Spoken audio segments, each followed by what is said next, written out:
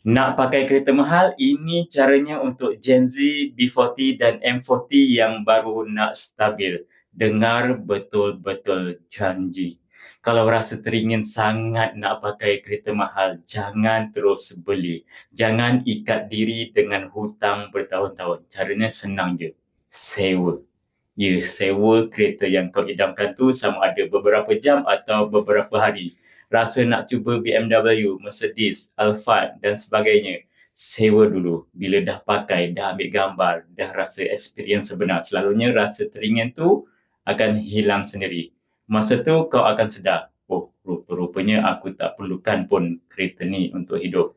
Dengan cara ni, kau boleh pakai macam-macam kereta, tukar-tukar ikut mood. Contohnya, sebulan sekali lepas dapat gaji tanpa terikat ansuran bank 7 ke 9 tahun.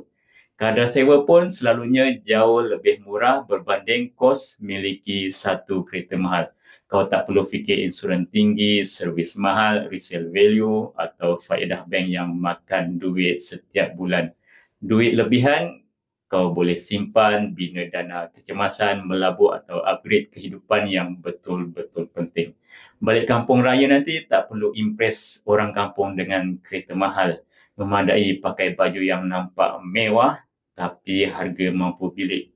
Macam baju Melayu klasik yang saya ada. Klik link di bio untuk dapatkannya.